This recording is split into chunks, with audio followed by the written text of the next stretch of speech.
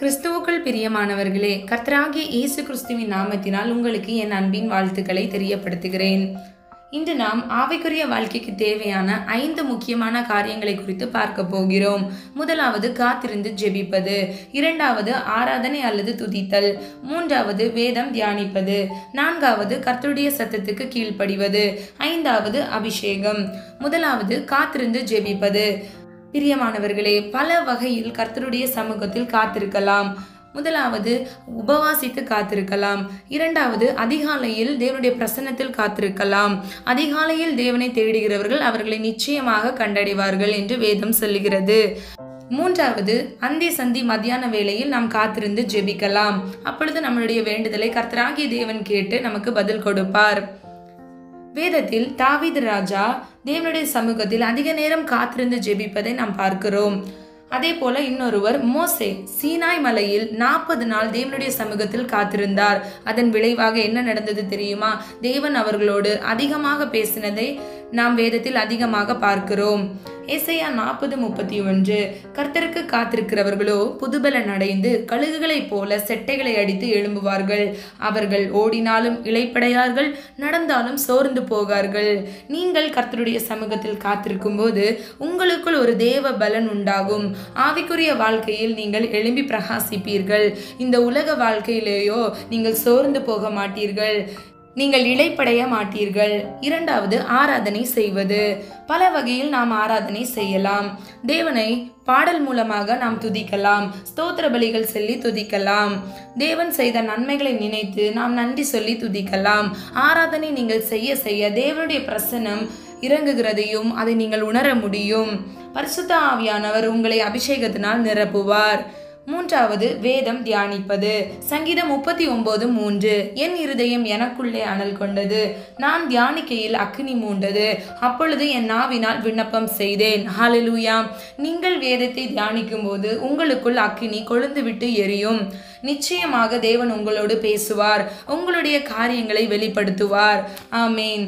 நான்காவது கர்த்தருடைய சத்தத்திற்கு கீழ்ப்படிவது. பல வகையில் தேவன் உங்களோடு பேசுவார். பிரியமானவர்களே, இன்றும் தேவன் உங்களோடு பேசிக்கொண்டு இருக்கிறார். அது என்னவென்று நாம் பார்க்கலாம். சொப்பனம் மூலமாக, இயற்கை மூலமாக, போதகர் மூலமாக, வசனம் மூலமாக, பாடல் மூலமாக கர்த்தருடைய சத்தத்தை நீங்கள் கேட்கலாம். அது மாத்திரமல்ல, கேட்கிறவர்களாய் மாத்திரமல்ல, நீங்கள் அதை கேட்டு நடக்கிறவர்களாக, அதற்கு கீழ்ப்படுகிறவர்களாக நீங்கள் உங்களை ஒப்பு கொடுத்து நீங்கள் மாற வேண்டும். நீங்கள் ஆவியில் வளர விரும்பினால் தேவனுடைய வார்த்தைக்கு கீழ்ப்படிவது மிகவும் அவசியம். இறுதியாக அபிஷேகத்தை குறித்து நாம் பார்க்க போகிறோம். அபிஷேகத்தில் நிறைவது நம்முடைய அனுதின வாழ்க்கைக்கு மிகவும் அவசியம். நம் தேவன் ஆவியாய் இருக்கிறார். நாமும் ஆவியில் நடக்கிறவர்களாக மாற வேண்டும். ரோமர் 8:1 நாம் பார்க்கிறோம், கிறிஸ்துவனுடையவர்கள் தங்கள் மாம்சத்தின்படி நடவாமல் ஆவியின்படி நடக்கிறவர்களாக இருக்க வேண்டும். அன்றாட வாழ்க்கையில் நீங்கள் அதிகமாக பரிசுத்த ஆவியானவரால் நிரப்பப்பட்டு ஜெபிக்கிறவர்களாக உங்களை நீங்கள் மாற்றிக்கொள்ள வேண்டும். நீங்கள் ஆவியில் நிறைந்து இருப்பீர்கள் என்றால் தேவ மகிமை உங்கள் மேல் இருக்கும்.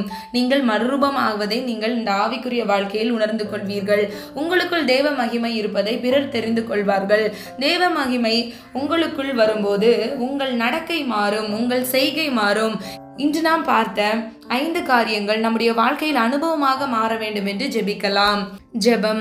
அன்பின் பிதாவே, அப்பா, என்னோடு இணைந்து ஜெபிக்கிற ஒவ்வொருவருக்காக நான் வருகிறேன் ஆண்டவரே. அப்பா, எங்களுடைய வாழ்க்கையில் ஆண்டவரே, அப்பா, நாங்கள் பார்த்த 5 காரியங்களும் ஆண்டவரே அனுபவமாக மாற வேண்டும். அப்பா, முதலாவது காத்திருந்து ஜெபிப்பதை பற்றி பார்த்தோம் ஆண்டவரே.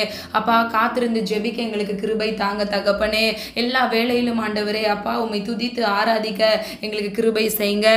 மூன்றாவது வேதம் தியானிப்பது. அப்பா ஆண்டவரே, இந்த வேதத்தை நாங்கள் கையில் எடுத்து தியானிக்கும் பொழுது மறைபொருட்களை எங்களுக்கு வெளிப்படுத்தி தாங்க. பரிசுத்த ஆவியானவர் சகல சத்தியத்துக்குள்ளும் ஆண்டவரே எங்களை போதித்து நீர் வழிநடத்தும்படியாய் ஜெபிக்கிறோம். அப்பா ஆண்டவரே, நான்காவது கர்த்தருடைய சத்தத்திற்கு கீழ்ப்படிவது. ஆண்டவரே, உம்முடைய வார்த்தைக்கு நாங்கள் கீழ்ப்படியணும். ஆண்டவரே, சொப்பனம் மூலியமாக, போதகர் மூலமாக, பாடல்கள் மூலமாக, இயற்கை மூலமாக, இன்னும் பல வகையில் ஆண்டவரே தேவன் எங்களோடு பேசுவீர். ஆண்டவரே, நீங்கள் பேசும் பொழுது அப்பா அதற்கு நாங்கள் கீழ்ப்படிய வேண்டும். அதை நிர்விசார நிசாரமாக நாங்கள் எண்ணக்கூடாது. கீழ்ப்படிந்து ஆண்டவரே அப்பா அதன்படி நடக்கிறவர்களாய் மாற எங்கள் வாழ்க்கையை உமது கரத்தில் ஒப்பு கொடுக்கிறோம் அப்பா. கடைசியாக அபிஷேகம் அப்பா, எங்களுடைய வாழ்க்கையில் அபிஷேகத்தினால் நிரப்பப்பட்டவர்களாய் நாங்கள் மாற வேண்டும் ஆண்டவரே. உம்முடைய தேவ மகிமை ஆண்டவரே நாங்கள் சுமந்து செல்கிறவர்களாய் இருக்க வேண்டும் அப்பா. நாங்கள் ஒரு ஜீவனுள்ள சாட்சியாக வாழ வேண்டும் ஆண்டவரே. வலது இடதுபுறம் சாயும் பொழுது வழி இதுவே என்று கர்த்தர் தாமே எங்களுக்கு போதித்து வழிநடத்தும்படியாய் ஜெபிக்கிறோம் அப்பா. அதிகாலையில் தேடுகிறவர்கள் உம்மை கண்டடைவார்கள். அதிகாலை நேரத்தில் நாங்கள் காத்திருந்து ஜெபிக்க கர்த்தர் கிருபை தாங்க தகப்பனே. இன்னும் பல பேர் அப்பா இந்த காணொலியை கேட்டுக்கொண்டிருக்கும் பொழுது ஆண்டவரே அபிஷேகத்தால் நிறையாதவர்கள் இருந்திருந்தால் அப்பா கர்த்தருடைய தொடுதல் இந்த நேரத்தில் அவர்களை தொடுவதாக. இயேசுவின் வல்லமையுள்ள கரம் ஆண்டவரே அவர்களை தொட்டு அபிஷேகத்தால் நிரப்பும்படியாய் ஜெபிக்கிறோம் ஆண்டவரே. அப்பா நாங்கள் ஆண்டவரே பல குறைகளுள்ள பாத்திரம் ஆண்டவரே. அப்பா இந்த காரியங்கள் ஜெபிக்க நாங்கள் அதிகமாய் பிரயாசப்படுகிறோம். ஆனால் எங்களுடைய வாழ்க்கையில் இது அனுபவமாய் மாற முடியல. பல குறைகள் இருக்கிறது ஆண்டவரே. எங்கள் குறைகளை எல்லாம் கர்த்தராகிய இயேசு கிறிஸ்துவினுக்குள்ள ஒப்பு கொடுக்கிறோம் அப்பா. நிறைகளாக மாறட்டும் ஆண்டவரே. உம்முடைய அன்புனால ஆண்டவரே அப்பா உம்முடைய நிறைவுக்குள்ள ஆண்டவரே கட்டளையிடுங்க தகப்பனே. உம்முடைய அன்புனால ஆண்டவரே எங்களை மாற்றுங்கப்பா. உம்முடைய அன்புனால ஆண்டவரே அப்பா எங்களுடைய குறைகளை எல்லாம் நிறைவாக மாற்றுவீராக. நாங்கள் விசுவாசத்தோடு ஜெபிக்கிறோம் ஆண்டவரே. அப்பா எங்களுடைய ஓட்டம் விசுவாச ஓட்டம் ஆண்டவரே. அப்பா நாங்கள் அந்த விசுவாசத்தோடு ஜெபிக்கிறோம் ராஜா. இன்று நாங்கள் பெற்றுக்கொண்டோம் என்று நிச்சயித்திருக்கிறோம் தகப்பனே. இனி வர நாட்கள்ல ஆண்டவரே எங்களுடைய வாழ்க்கையில் அப்பா உம்முடைய சமூகத்தில் அதிகமாக காத்திருந்து ஜெபிக்கிறவர்களாக உம்மை துதித்து பாடி ஆண்டவரே உம்மை புகழ்ந்து போற்றி அப்பா தேவ பிரசன்னத்தால் நிறைந்து ஆண்டவரே வேதத்தை தியானித்து ஆண்டவரே அப்பா மறைபொருள்களை நீர் எங்களுக்கு வெளிப்படுத்தும் பொழுது பிறருக்கு ஒரு பிரயோஜனமுள்ள பாத்திரமாக எங்களுடைய வாழ்க்கையை நாங்கள் மாற்றிக்கொள்ள கர்த்தர் கிருபை செய்வீராக. தேவன் தாமே ஆண்டவரே அதிசயமான காரியங்கள் எங்களுடைய வாழ்க்கையில் செய்து கிருபைகளுக்காக உமக்கு நன்றி செலுத்துகிறோம் அப்பா. இன்னும் பலர் ஆண்டவரே அப்பா ஆண்டவரே சோர்வோடு பலவீனத்தோடு இதை கேட்டுக்கொண்டிருக்கலாம். அவங்களுடைய பலவீனங்களை எல்லாம் இயேசுவின் நாமத்தினால் ஆண்டவரே அப்பா விடுதலை ஆகட்டும் ஆண்டவரே. நீர் விடுதலையின் தேவன் அல்லவாப்பா ஆண்டவரே. எல்லா பலவீனங்களிலிருந்து இயேசுவின் நாமத்தினால் ஒரு விடுதலை உண்டாவதாக தகப்பனே. கர்த்தர் தாமே ஆண்டவரே நீர் நிரப்புவீராக. ஒவ்வொருவரின் வீட்டுக்குள்ள கடந்து போகுவீராக. எந்த இடத்தில் ஆண்டவரே இந்த ஜெபத்தை கேட்டுக்கொண்டிருக்கிறார்களோ அந்த இடத்தில் ஆண்டவரே கர்த்தர் ஆளுகை செய்வீராக. தேவனுடைய பிரசன்னத்தால் நிரப்பப்பட்டு ஆண்டவரே அவருடைய வாழ்க்கையில் ஒரு முன்னேற்றத்தை கட்டளையிடுங்க. தேவைகளோடு இருக்கிற ஒவ்வொரு பிள்ளைகளின் தேவைகளை கண்ணோக்கி பாருங்க ஆண்டவரே. பரிபூரணமாய் ஆண்டவரே அதினதின் காலத்தில் அதினதின் காரியத்தை செம்மையும் நேர்த்தியுமாக செய்கிற தேவன் ஆண்டவரே. இவர்களுடைய வாழ்க்கையில் ஆண்டவரே அப்பா சம்பூர்ணமாக உங்களுடைய சித்தத்தின்படி ஆண்டவரே நீர் நிறைவேற்றி கொடுக்கும்படியாய் ஜெபிக்கிறோம் அப்பா. இயேசுவின் நாமம் வல்லமையுள்ள நாமம் ஆண்டவரே. நீர் பரிசுத்தராய் இருக்கிறது போல நாங்களும் எங்களுடைய வாழ்க்கையில் பரிசுத்தத்தை காத்துக்கொள்ள எங்களுக்கு கிருபை தாங்க ஆண்டவரே. எங்களுக்கு சத்துவம் இல்லை அப்பா, எங்களுக்கு குறைவு ஆண்டவரே. அப்பா எங்களுக்கு அதிகமான சத்துவத்தை நீங்க ஆண்டவரே தரும்படியாய் ஜெபிக்கிறோம் அப்பா. ஆண்டவரே பலவீனம் இல்லாதவர்கள் ஆண்டவரே பலப்படுவாராக ஆண்டவரே. அப்பா குணப்பட முடியாத நோய்கள்ல ஆண்டவரே பலர் கேன்சர்ல டாக்டரால கைவிடப்பட்ட ஒவ்வொரு ஆண்டவரே நோயாளிகளுக்காக ஜெபிக்கிறேன் ஆண்டவரே. இந்த நேரத்தில் அவர்களுக்கு ஒரு விடுதலை உண்டாவதாக. இயேசுவின் வல்லமையுள்ள நாமம் இயேசுவின் தழும்புகளால் அவர்கள் இன்று சுகமாக அடைய கர்த்தர் கிருபை செய்வீராக தகப்பனே. ஏசப்பா பல காரியங்கள்ல ஆண்டவரே அவங்க இழந்து போயிருக்கலாம்ப்பா. ஒருவேளை ஆண்டவரே அவங்க பணம் நஷ்டமாயிருக்கலாம், நம்பி ஏமாந்து போயிருக்கலாம் ஆண்டவரே. இன்று ஆண்டவரே அவர்களை சந்திப்பீராக. இன்று அவருடைய வாழ்க்கையில் ஒரு அற்புதத்தை இயேசுவின் நாமத்தினால் கட்டளையிடுவீராக. இயேசு என்ற நாமத்தில் ஒரு விடுதலை உண்டு. இயேசு அற்புதம் செய்வார், இயேசு விடுதலை ஆக்குவார் ஆண்டவரே. அதை நாங்கள் விசுவாசித்து ஜெபிக்கிறோம், ஒரு மனதாய் ஜெபிக்கிறோம் அப்பா.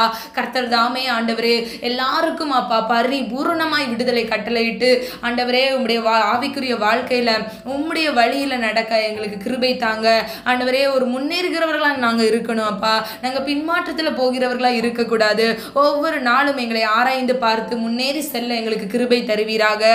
நான் ஜெபித்த ஜெபத்திற்கு கர்த்தர் தாமே ஆம் என்றும் பதில் சொல்வீராக. விசுவாசித்து ஜெபிக்கிற ஆண்டவரே, இந்த ஜெபத்தை நான் மறந்தாலும் என் தேவன் மறக்காதவர் ஆண்டவரே. கர்த்தர் தாமே ஆண்டவரே எல்லா காரியங்களிலும் அற்புதங்களை கட்டளையிட்ட கிருபைகளுக்காக நன்றி செலுத்துகிறேன். இயேசு கிறிஸ்துவின் மூலம் ஜெபிக்கிறோம் ஜீவனுள்ள நல்ல பிதாவே, ஆமேன். God bless you. இந்த வீடியோ உங்களுக்கு பிடிச்சிருந்துச்சுன்னா லைக் பண்ணுங்க, ஷேர் பண்ணுங்க, சப்ஸ்கிரைப் பண்ணுங்க, பெல் ஐகான் கிளிக் பண்ணுங்க.